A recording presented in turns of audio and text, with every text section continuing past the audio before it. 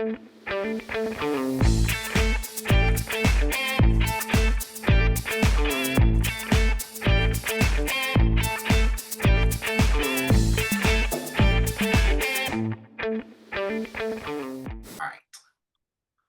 to Surviving-ish, the podcast where we discuss life's minor inconveniences and the occasional full-blown panic. I'm so honored to be here today with a friend of mine, Kris. Kris, how are you, my love? I'm good. How are you? Okay, thank you so much for being a part of this new platform with me. I'm so excited. And to the listener, I'll have the link in the show notes, but Kris has shared her full story with us and has been a guest on the Surviving podcast when I was first getting started. It was within my first year, I think. And I kept saying, oh, the podcast is like 2, maybe 3 years old. And then I started looking back on dates the other day and I was like, oh, we're going on like 5 years. Where did time go? I'm getting old. What? I blame COVID. COVID screwed up my timeline. Mm-hmm. But you and I have just become such great friends, and luckily with your line of work, a free therapist. And What time you'll get my bill? no, yeah, one day, you're just waiting. You're just waiting until you know that I have money. My friends should always feel like unpaid therapists, though. I had me Most of that as them a are. bartender. You know, it kind of just comes with the territory. And then even like doing property management now, I'm like, sometimes I'm thinking, I'm like, am I a therapist? Like, what's happening? You're like, not feel like that, please. Right. But I think it's just that there's certain people that have a beautiful quality within them. And I believe that I have that quality where people will see me and immediately feel safe and connected and will share things with me before I even know their first name. And the things that they're sharing with me are things they've not told their best friend. Mm-hmm. Yeah, I'm not gonna lie. When I'm like on an airplane, I do not like if someone says like, "Oh, what do you do for a living?" I'm an accountant. Yeah, something really Like, boring. Yeah. like the most boring, mundane thing ever. Because the second you say like, "Oh, I'm a therapist," they're like, we got 4 hours to kill. Let's do this. Unpack everything. I'm sure doctors do the same thing because I mean we see on TV shows and stuff where he's like, oh, this person's like, oh, I'm a doctor, and they're like, oh, well, I've got this thing right here. You know, they want to be diagnosed there in the airport or at Kroger or Walmart. Okay, I have to tell you a quick funny story. So we're on the plane we're on our flight from our honeymoon to going to the honeymoon, and they make an announcement. Do we have a doctor or a nurse or a paramedic on the plane? And I'm watching this happen like a few rows up from me, and my husband's a paramedic, and I'm like, I'm watching this, he's watching his Netflix happy as a clam. Yeah. And like, this guy's not like having difficulty breathing. We're over like Kentucky or Kansas or something, and I'm like, if we land this plane, we're never getting there for like another day or two. I elbow him in like right in the ribs, and I'm like, get up. I don't care what you have to do, but keep this plane in the air. I don't care what you have to do. Yeah, because I guess like they do, like if they see an accident, they do have to stop. If they hear or know someone is in distress, like they have to do something about it, right? So it's a gray area because if they identify themselves, they could get sued. Because if you identify yourself, then the expectation is that you have all of the equipment you would need to save for life saving. But on the flights and stuff, like they have oxygen, they have all that stuff. So my husband was giving him oxygen. The reason why he needed it was because his wife checked the bag with his like oxygen and it was under the plane. I'm like, she was totally looking at the life insurance policy and she was like, this is how I do it. I was gonna say, my true crime brain just kicked in, and I want to know what her motives were. Listen, I want to know how much she was worth. That's all I'm saying. Right. Which is worth more, to keep him alive or to help you?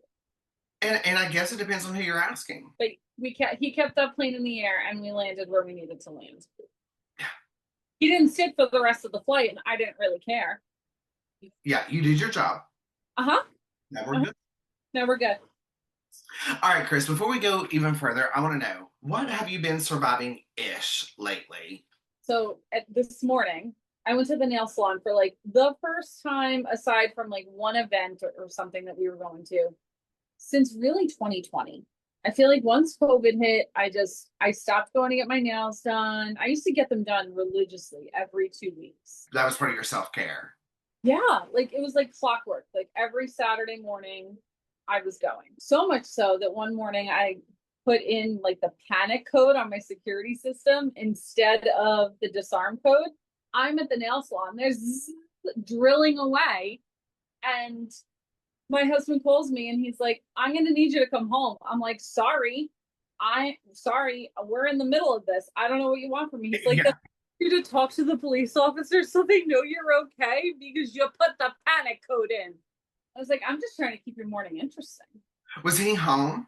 Uh-huh. He had just gotten out of the shower and got out of the shower to like the pounding on the front door because I put the panic code in.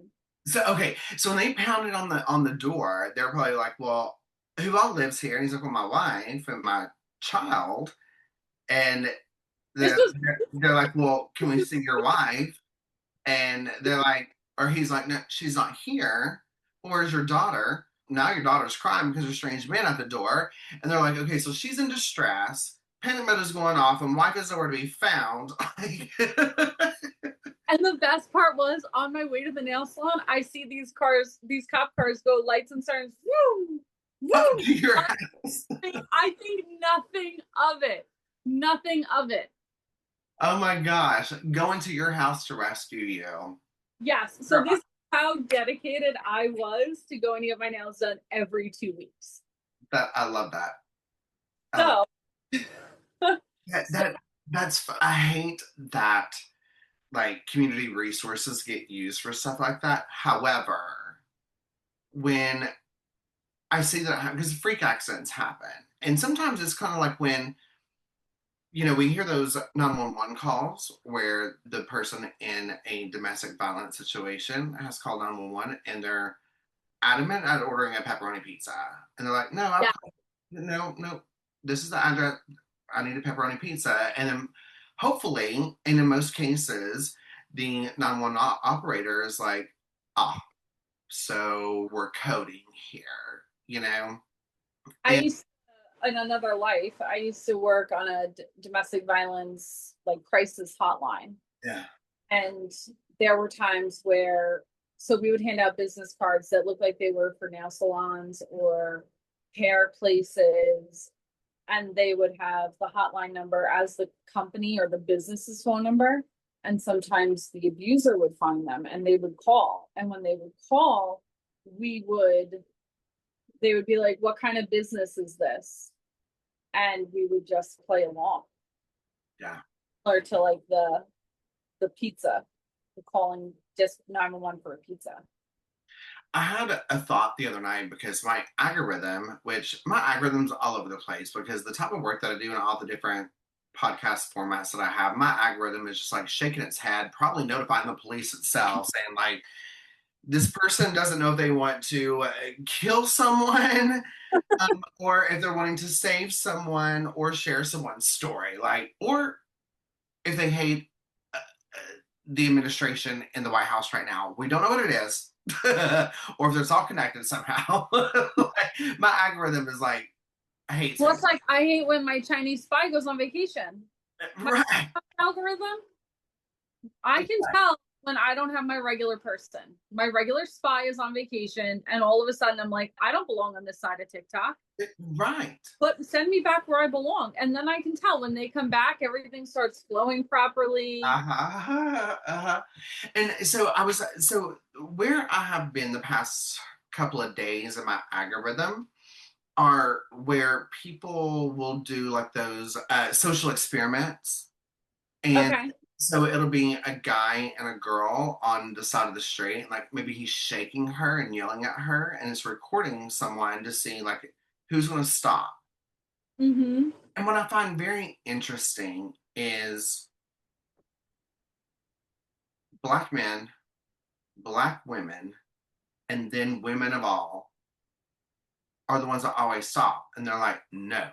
Mhm. Now, I will say, I'm getting a few minutes of the videos that they select to give me. Who knows what it is? But it seems like the people that come to the forefront, the one that gets into the line of fire, are the ones of some type of minority or easily discriminated against. Now, I want to say that I know lovely people of all demographics that have stood up for me. I don't want to put any of that down, and I don't know the or the unedited version, I guess, of these videos and what they're trying to show with this. Either way, that's what they're putting out there, and so I started thinking, like, I was actually thinking about this last night. So it's so funny how we got into this conversation because we kind of come into this authentically and we don't really know what we're going to discuss. But I was laying in bed, I swear it was last night, my times run together. But I was like, so many things are done electronically, like, or through an app, right? Like, I can't tell you the last time I called a pizza place. And honestly, if I called Domino's Pizza right now, the person that loves me the most that is not abusive will be like, bitch, you don't call these people. Like, what are you doing? Let alone if it was someone that is already on high alert because of the situation that they're causing. And all of a sudden now I'm calling a pizza place. So I thought we hear about these apps that you can disguise on your phone to make them look like one thing. Like I wish, and maybe there is already one, but is there like a hotline or a domestic violent app that has like the app cover looks like it's to order pizza? Off the top of my head, I'm not 100% sure. I So did a small little Goog search and I didn't find anything, but that doesn't mean. But of course, I'm one of those people that I'm like, there's no way I've come up with a marvelous idea.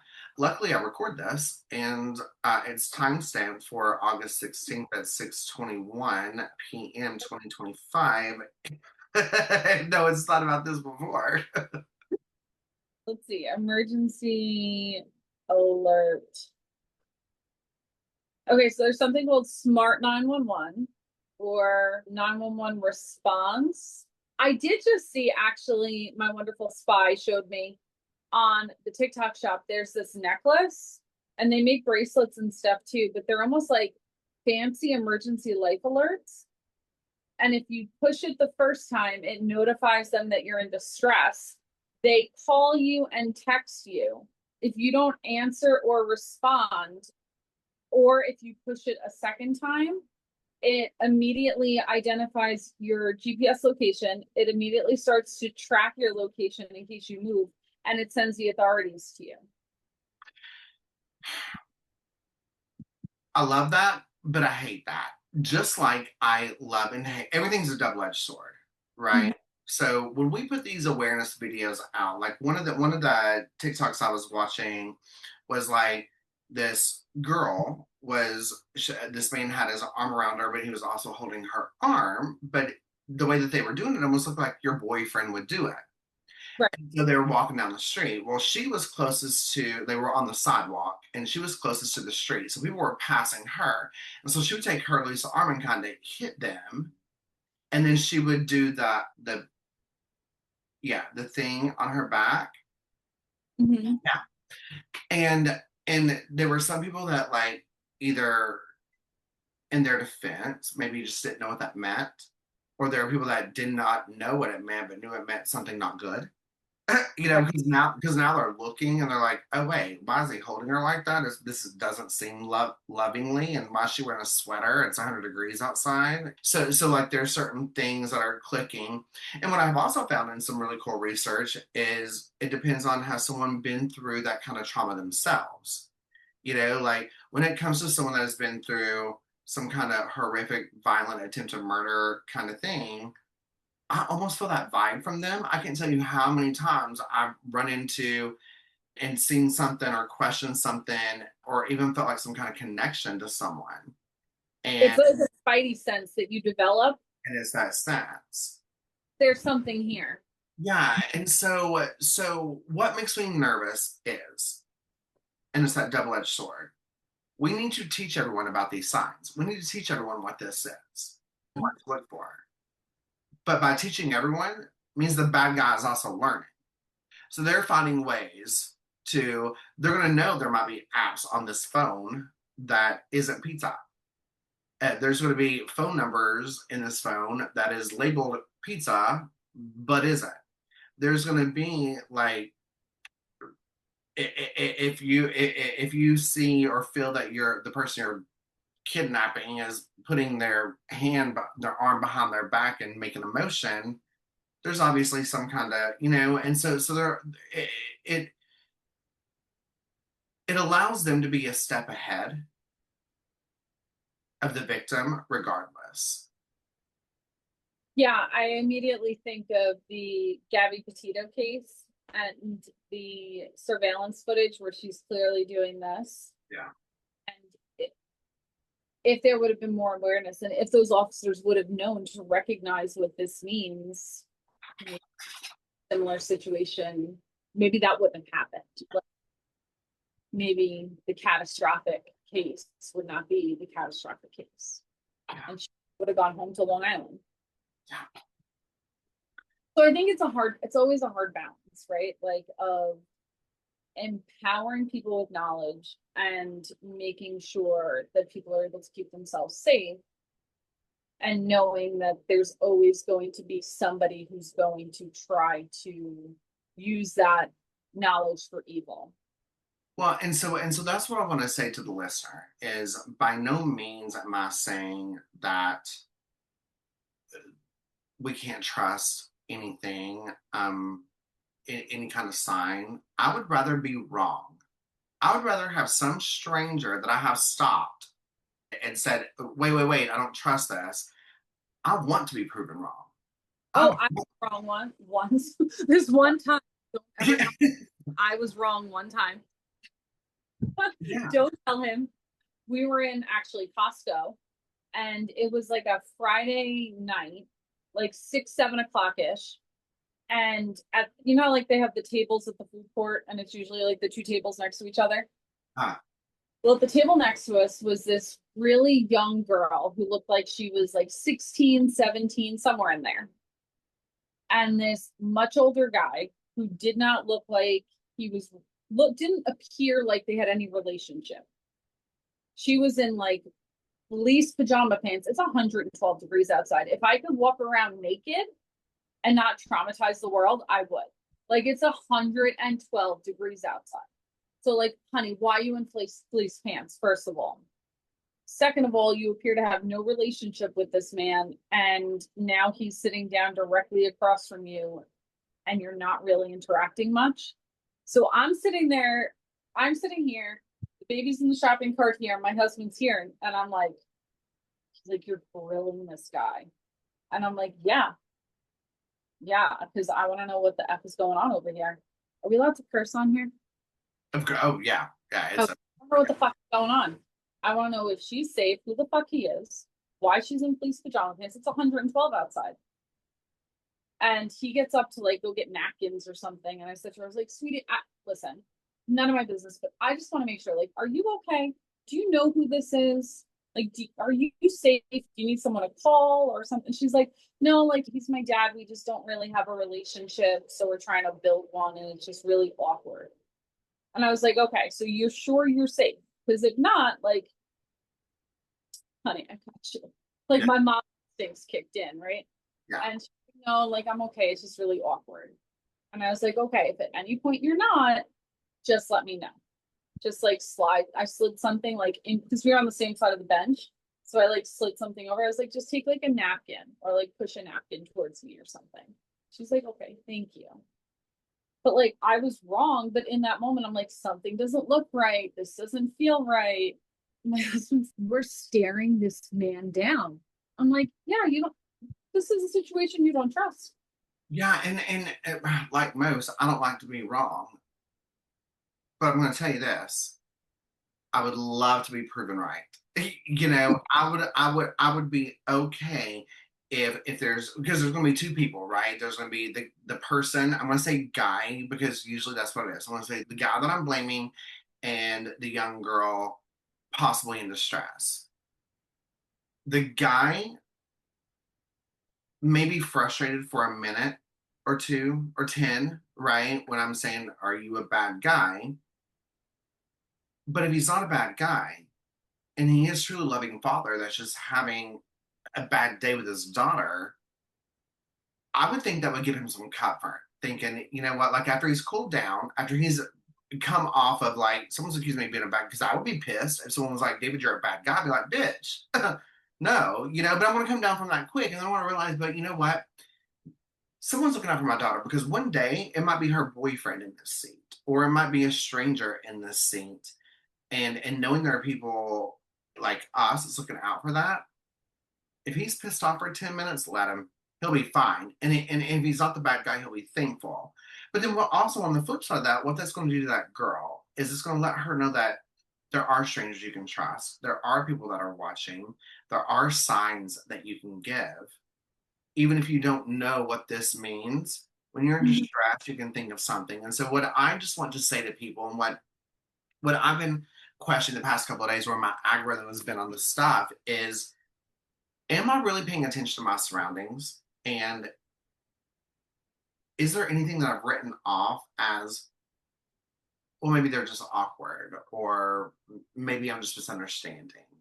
And because, like, there's this statistic, I said it a couple of years ago on my true crime podcast. I don't remember it now, but it's like you will pass by X amount, and it's not a crazy amount. I want to say it's seven or less people that have murdered someone and not even know it, that you've passed by a murderer.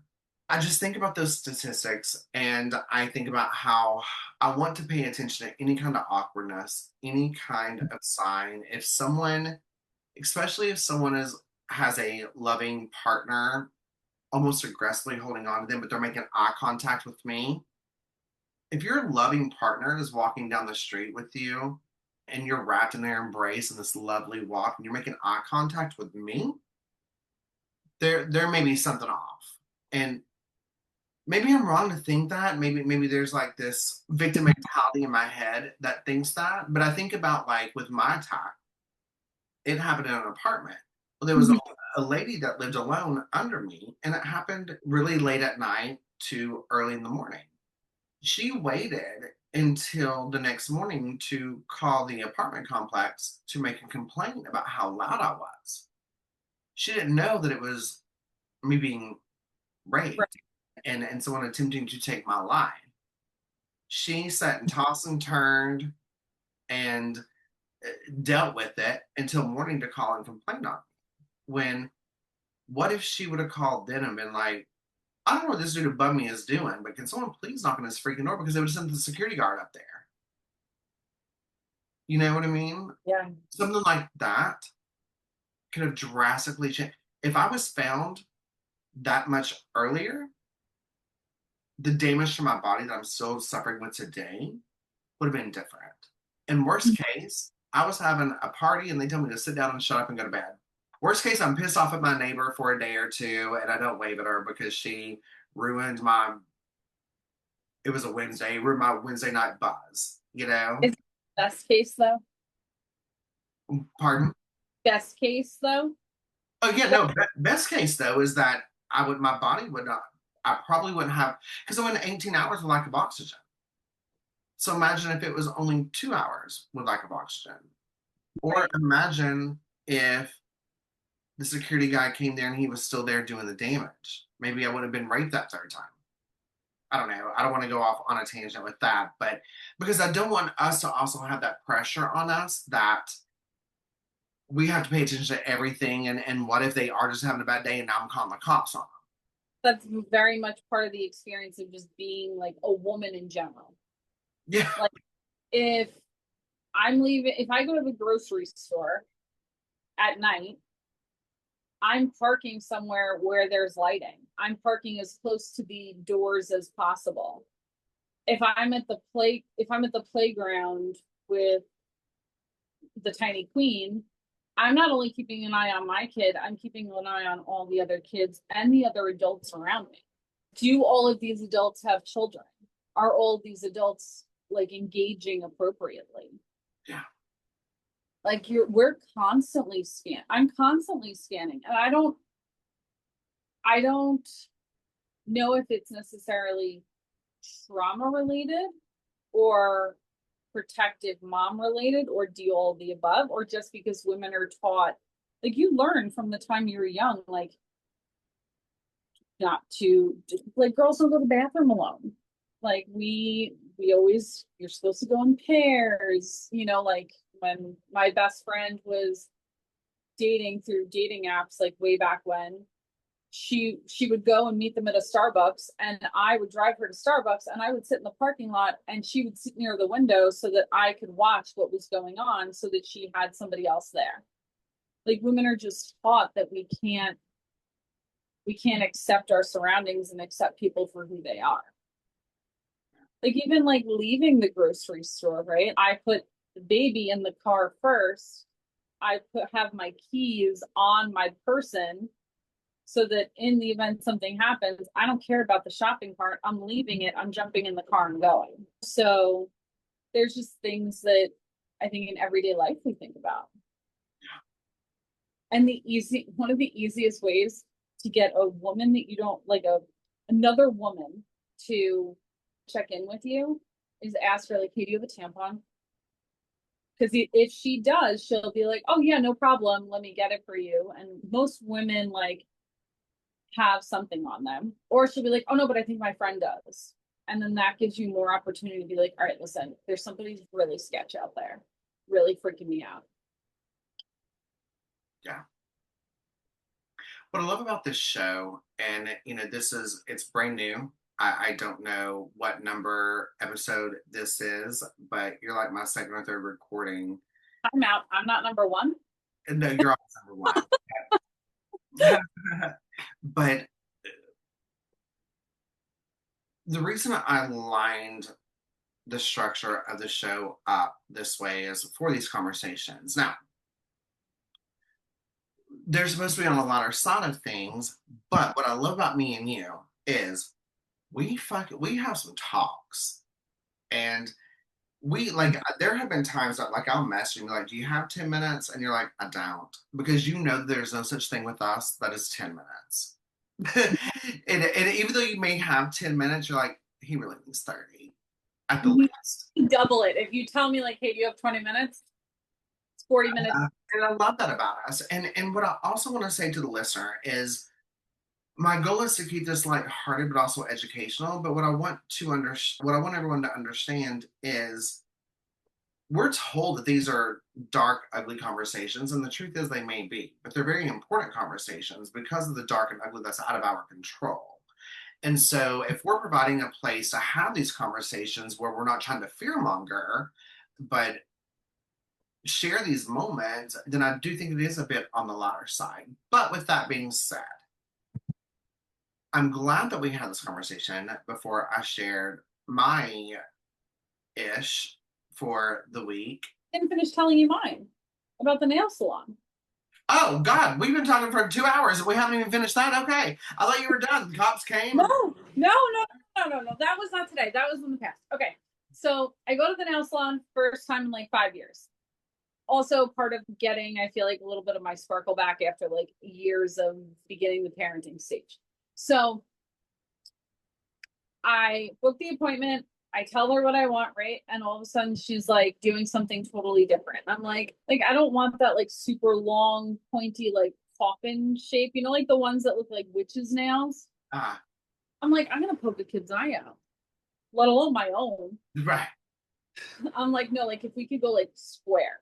Like I know it's not the style, but like the Long Island Italian girl in me is like, no, I need that shit tight. Like it's got to be square. Like I need to be able to slice mozzarella with it. See, I like the square more than I like the pointing. I don't really love it. I like the pointing. I don't like the point. So she's like, oh, okay. I'm thinking to myself, I don't really care if you need to get your stuff out and build those sidewalls, sweetheart. But we talked about this beforehand. And the reason why this is my issue is because I also feel like I used to never speak up for myself. I would have just let it happen. Like I probably would have whispered to her, like, oh, can you like square them a little bit? And then I would have like paid, left, and then gone somewhere else. Yeah. And paid again. Again, and paid again, and paid again. And you can tell someone that you don't like someone or you don't like what they've done or the direction that they're going and let them correct it without it being offensive and without it jeopardizing their tip. I'm still going to tip them as long as they correct it the way and we communicate about it and it gets fixed. And yeah, I pulled up an inspo pic. I'm like, listen, this isn't hard. Like we're doing a square French. Like we could do this. We could do this. well, they look good. Thank you. But there's like a level of vulnerability, I feel like, in speaking up for yourself. Yeah. And going back to like what we were talking about before about how women are taught to just be more aware of your surroundings, keep yourself safe. There's also the fact that we're taught necessarily not to always have a voice. And even if you look at Disney movies, like The Little Mermaid, she trades her voice for a man. I taught the tiny queen. She's 3 years old. The other day I had her saying, never trade your voice for a man. So if you now say to her, what does Ariel need to hear? She'll tell you, you never trade your voice for a man. Yeah. I love that. And I know I need to keep my mouth shut with this, so maybe it's going to be edited out, but Please don't keep your mouth shut. the direction that we're heading with this administration is taking us back to where women are expected to keep their mouth shut, and I won't stand for it. No. And luckily, the women that I know in my life, they won't either. I mean, did you even see like the pregnancy rate statistics? It's the lowest it has ever been. Yeah. Yep. The power of the pussy, just saying. I I love that. I love that. There was this video that I saw years and years ago where this I think it was some therapist that was like it's the power of the pussy and it went Hmm? crazy viral and ever since then I was like, yeah. And so a friend of mine and I always close out every conversation with, oh, it's the power of the pussy. We've done that for 20 years now. So it's so funny that you just said that. So They're going after the marriage equality and gay marriage. I know. Sit the fuck down. Sit the fuck down. Worry about your spray tan. Worry about being the Mandarin Mussolini and move on. Yeah. Like leave things the fuck alone. You already took back Roe v. Wade. Yep. And that's what I find so interesting is people think Roe v. Wade was just about abortion, but it was pretty much when we did away with not we, they did away with Roe v. Wade. That was pretty much in a way with HIPAA, not just pregnancy, not just women shit. And one of the conversations that I had with several people in my life that was saying that I was being paranoid, that Donald loves gays and supports gays and all this shit. I was like, no, he doesn't. And I've had two previous friends, because you're no longer welcome in my life, this past week, now they made the announcement about the Supreme Court and gay marriage, messaged me and say, I'm sorry. I'm so sorry. I haven't responded to those messages. There's nothing to respond to. I told Yeah. you. I told you. Because first they go for the girls, then they go for the gays. Like I feel like that's what people called it back then when they took overnight. It felt like they just Roe v. Wade evaporated. Well, and you said they go for the girls, and 100% I totally see that. But I've noticed a different little thing that they're having to do, like a little bit of a roller coaster, because so many girls slash women slash powerhouses, they're loud. They found their voice. They're not letting you take them. When 50 years ago, they could go after them because they were already told to sit down and shut up. They were already trained to sit down and shut up. Now, we can't do that. So now we have to do this little bit of a roller coaster, right? We've got to target the women, grab the ones that we can, and then go and say, but there's men dressed as women in the bathrooms. Then we go back up and grab a few more women from that. And then we go in and say, and then, and so that way we're grabbing women slowly and surely because women are a lot stronger and loud. Well, they've always been strong as fuck, but they're a lot louder than they ever have been. And so now they're having to grab them in pockets, is what I'm finding. But you're coming into the Jasmine Crockett's, the Mhm. AOC's, and Part of it is because, David, 50 years ago, women couldn't rent an apartment or own a house on their own. They couldn't have a bank account on their own, credit card. It was in the 1990s that all 50 states ratified that it was no longer legal to rape your wife. yeah, So we're talking what? It was like the mid 90s. So we're talking what, 25, 30 years ago? yeah, It's only in the last 30 years. And I think the number one thing that the millennial generation on has really learned, and I think that the bring your daughter to work day help this message gain momentum, is have financial freedom, have financial independence. And they didn't, because before that, they didn't have that. Like my grandmother didn't have that. She was born in the what, the 30s, the 40s. My grandmothers didn't have that. yeah. Well, I think I just got inspired to start a new political Do you, podcast, starting survive. We'll call it surviving politics, you know what I think all the time? surviving today's administration. Did you see with, I told you, I call him either the Mandarin or the Mango Mussolini all the time. So, did you see him on the roof of the White House? Could you imagine? And Obama even had this whole conversation with people. And he sat down and he's like, "Could you imagine if it was me doing this?" Saw that. And he said, and he was like, "Y'all are laughing, but honestly, could you imagine?" Kris, I think we're starting a new podcast called Surviving Politics. But with that being said, I will close the politic conversation with this. I want to love and believe and support and hear every survivor, regardless of their beliefs, and I will. But what I also want to say is there are a lot of victims that haven't been seen or heard coming from the administration that we have in house right now, and the permission it's given to people. When it was announced that Donald Trump won the presidential election, the next day, a Texas college had girls filming where boys were walking campus, grabbing them by the pussy and saying, "Your body, my choice." That happened overnight. Now, what I do want to say with that too is Donald Trump did not turn these people into racist, homophobic, misogynistic, rapist assholes. They either were already or had tendencies of being, and now they've been given permission to remove the filter. Yeah, there's been permission. It seems like there's been permission granted. It felt like there was a green light given. And I work with a lot of people that have experienced trauma, a lot, the majority of them sexual trauma.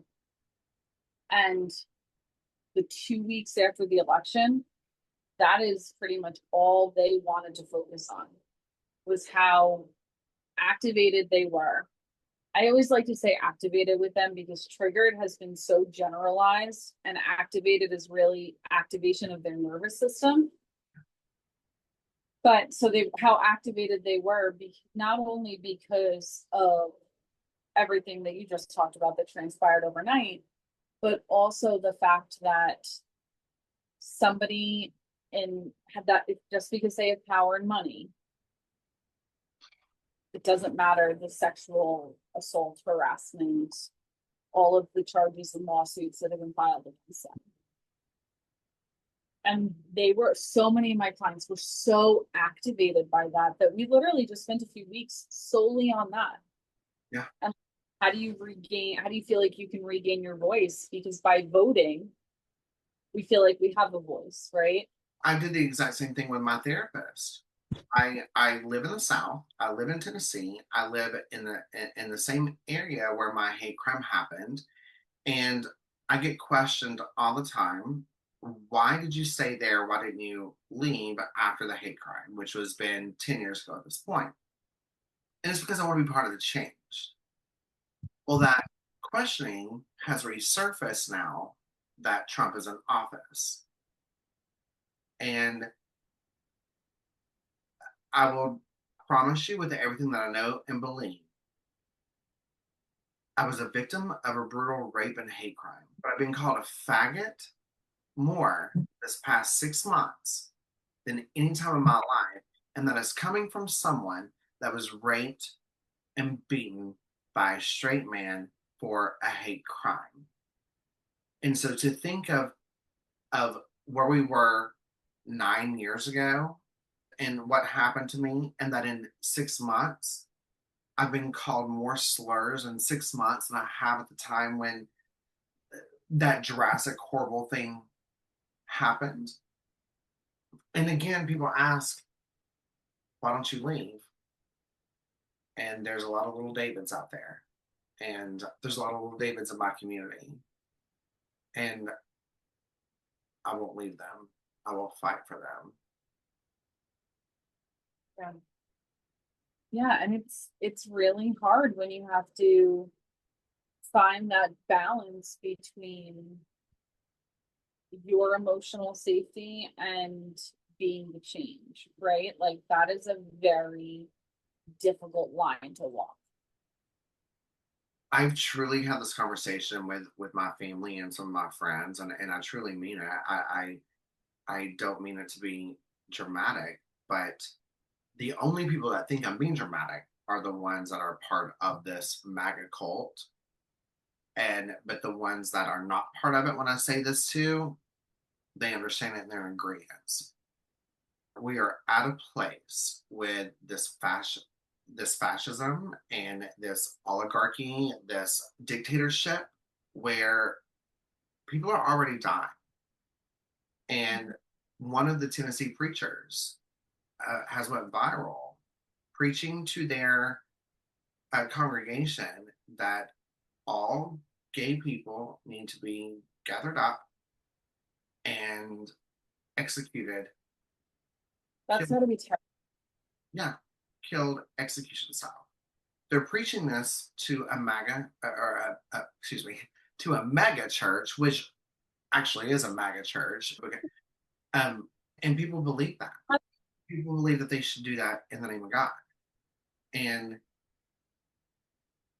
I truly mean this. When you think of the Holocaust, when you think of these things that people maybe don't even wrap their mind around that we're actually mimicking and living right now, um, I'm fine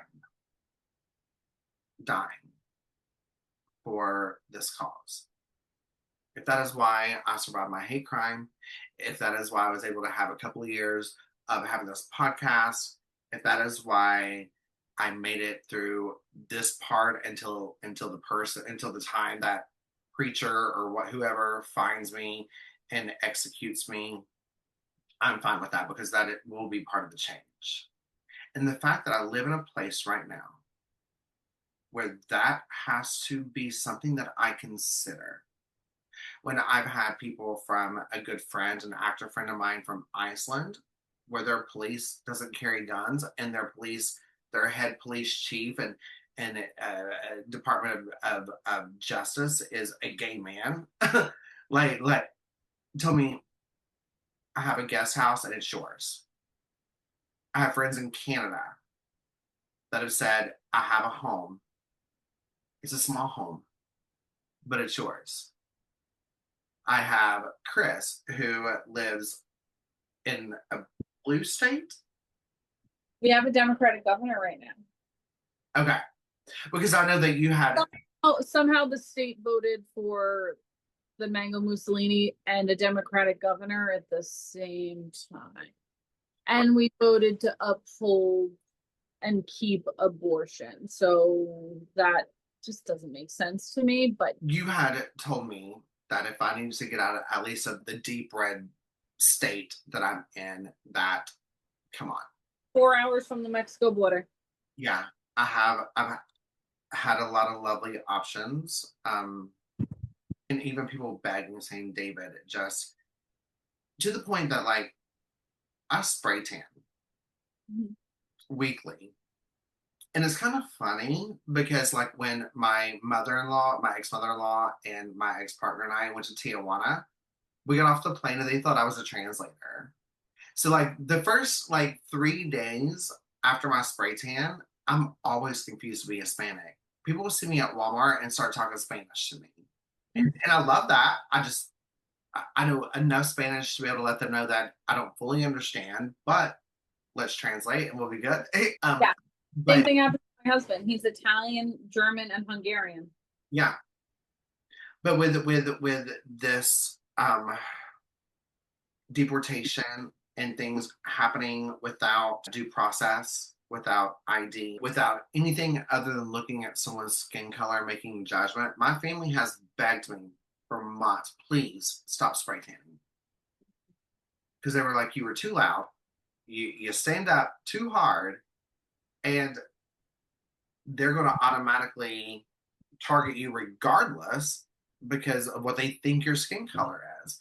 And where I appreciate that with them because it's their way of protecting me, but that also is showing my white privilege. Right. And I'm not, and I know that that's not how my family means it, right? Because my family is just as loud. If I say, listen, there's a protest we got to go to, there's something we got to do, they're there and they'll do it, like, but so I don't mean that in that kind of ugly way toward them, but they're just like, in their defense, are like, all I can protect is just my nest right now. Keep you safe. And how to protect my nest is David just doesn't need to spray tan, and I've protected my nest. And so I don't want anyone to take that as any kind of from my family and their meaning from it. No, I don't think anybody really would. I like as a mom, I hear like I want to keep my baby safe. Yeah. Well, it's so funny because even my Hispanic friends, and some of them, I don't know English very well. English, obviously. I don't know Spanish very well. So we truly will have a 3 hour long dinner on translator, but because it doesn't matter. Like we love each other, we're friends. But like every time someone has come up, You should get those AirPods that like translate and get them a pair. I bought two different pair, none of them work. I just saw one on the TikTok shop that was like waterproof and all this kind of stuff. I added it to my cart. I'll send it to you. Yeah, well, and that's where I bought mine. Is like mine said this the same thing, unless they're brand new updated. But yeah, they've not worked at all, That sucks. and I hate that. But yeah, like even at restaurants where there's this Mexican restaurant that my friend and I love to go to, and he knows barely any English. He's here on asylum papers, all that. But it isn't like, why am I saying that? It doesn't freaking matter. They would come and take you right now and say, well, she said hola to someone, and so we thought she was an illegal immigrant. Fuck you. I'm so done with this shit. But when the servers come up and they'll greet us, they greet us in Spanish, and my friend, will immediately start talking, and they'll take his order or whatever, and they come to me and they start talking to me in Spanish. Unless it's a Thursday, Friday, or Saturday. Because I'm white. My spray tan's gone by those days. Oh, I was gonna say you're straight. Oh my gosh. So, okay. All right, Kris. This conversation went a total different direction than I imagined. And I actually had some that I wanted to talk about, but we're gonna have to put that one on hold. Maybe there'll be a part two. Because the first 15 minutes, according to my producers, the first 15 minutes is supposed to be where you and I cover our issues and then have a conversation. And Yeah, we accomplished that. yeah, but you know what? Like, it doesn't matter to me. These are the conversations that need to be had. And And they're conversations, and they're real conversations. yeah, Nothing is scripted. yeah. And And my flailing all the time. Nothing is scripted. I can already hear attorneys and producers and people in my ear saying, David, we all agree to not have political conversation. Well, But not gonna work for us. it's not because Look at society and societal justice and not have political conversations. You can't talk about surviving and not have political conversations, because the only reason why we have a PTSD diagnosis is because the veterans threw their dog tags on the White House lawn. That's the only reason why there's any research into trauma. So if we're going to have these conversations, let's have these conversations. yeah. Well, and that's been my thought process. This is the first time that I've had, and this is even a mild political conversation uh, versus what a lot of people have. One thing that I always stand true to, I'm on the side of victims. And what can be proven is the political or the Republican people that are in office, at least now, probably longer than just now, but at least now, they have a lot of victims. And I'm gonna rephrase that, and I'm gonna say Donald J. Trump has been proven in a civil court of law to be a predator and an abuser. Hard stop. You would think. Regardless, that's fact. Well, it's fact, but you would think it would be a hard stop for everyone. But My own parents had no problem voting for a rapist. So that is why I decided that coming into this, if the conversation goes political in any direction, in any kind of way, I'm going to let it, because I do have a lot of things to say, because I am a victim of rape. You are a victim of rape. Luckily, we have processed our trauma, we've shared our story, but it still jabs us a little bit oh trying yeah. to take that validation.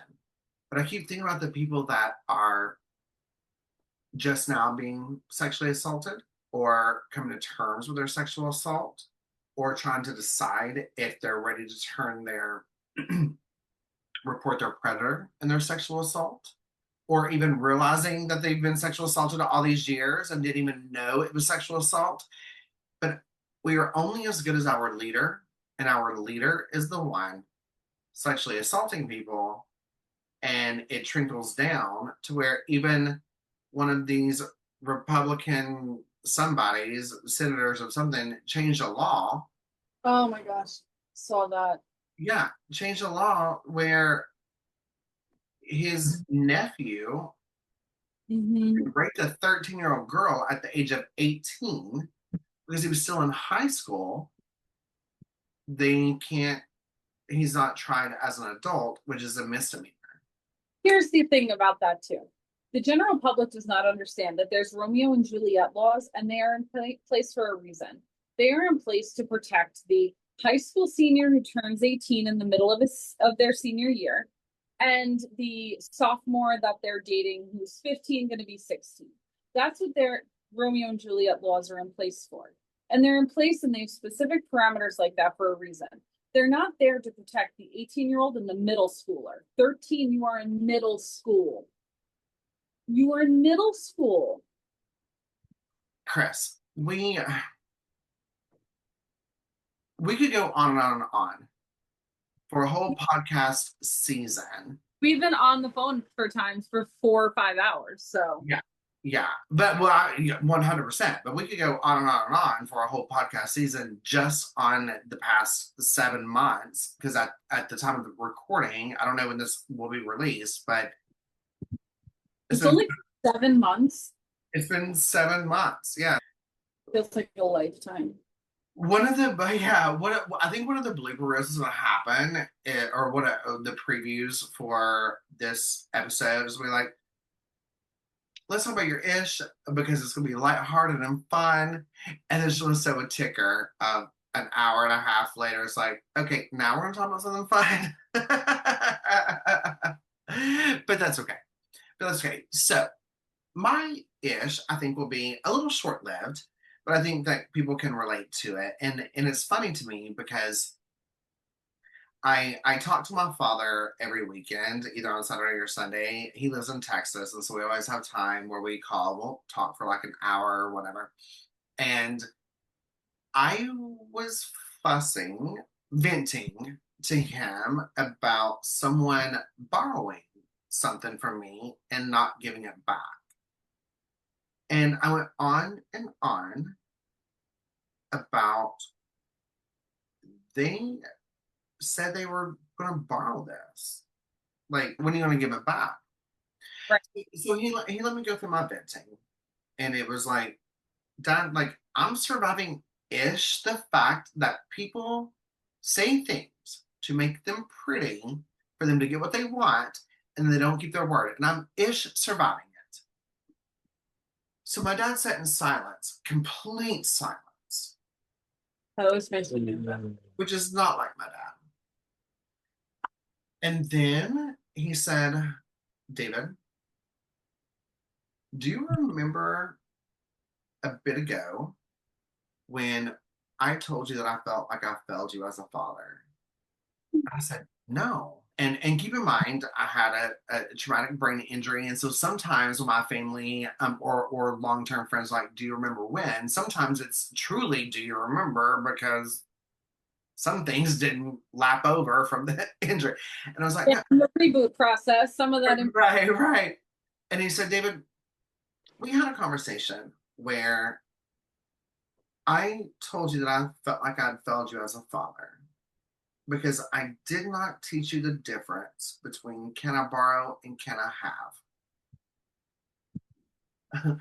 And of course, he's saying it in this dry way, but it's to be funny, right? He was like, I failed because you will come to me, David, and you will say, especially like, of course, in my younger years, I'm like, hey, will you pay my car payment? Hey, will you pay my cell phone payment? Hey, can I borrow $500? Hey, can I borrow $100 or $20? And he's like, you've never paid any of it back. You come in with can I borrow, and you never paid any of it back. And he said, and I don't know if you'll remember this or not, which I did remember. Like, as he was telling me this, I was like, oh, I do remember this. I said, I stopped my dad and I said, I remember what I told you. I told you that can I borrow is the polite way of saying, can I have? And he was like, and that's what I said to you, dead in the eye. I have failed you as a father. Oh my God. And he said, so this might be your surviving ish, but it's kind of your karma and my happy place right now because you're now learning what the difference is between can I have and can I borrow. And he said, and something tells me, like this is a true conversation I had with my dad today. He was like, and something tells me you're gonna be very careful on how you use those two phrases from going forward.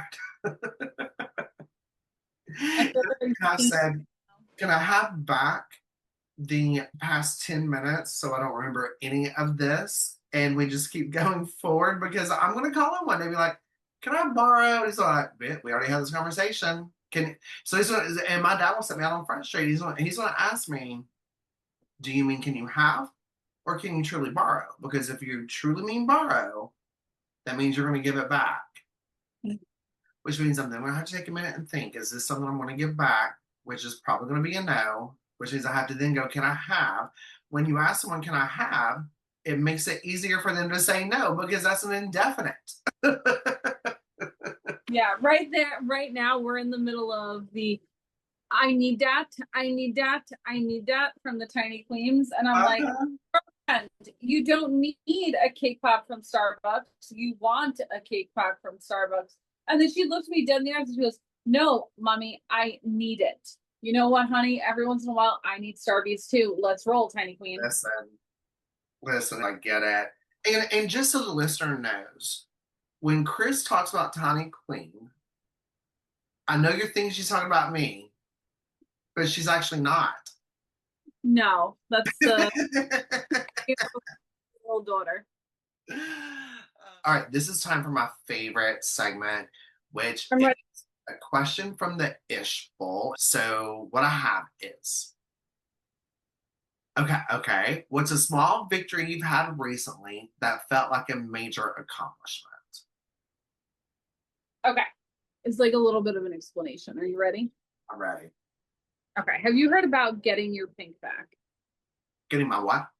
Getting your pink back? No. Okay. So it's like this movement online on social media for moms and parents because flamingos, when female flamingos have babies, they lose all of their color and they become white because they give everything they have to the baby and their family and stuff like that. So this falls in line with my ish of going to get my nails done.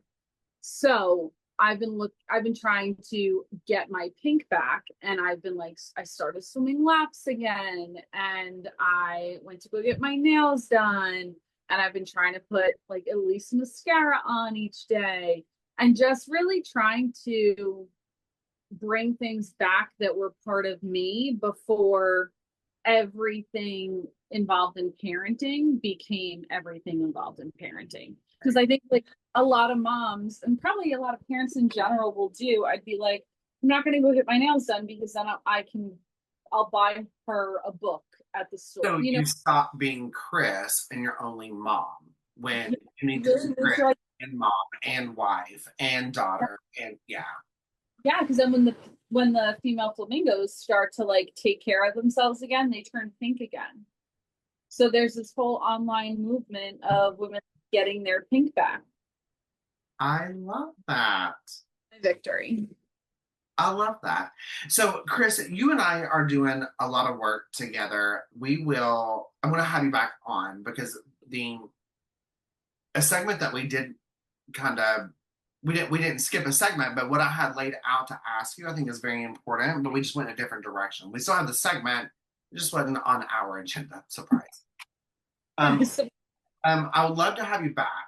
And because of some of the work that we're doing and the close friend that you are, you're obviously going to be a recurring guest. So I want to have you back because the questions that I have are going to be very important and to discuss. And I think that the listeners will be excited to hear about maybe an upcoming project that you and I have together. So I'm leaving a little teaser with that. And that's all I want to say.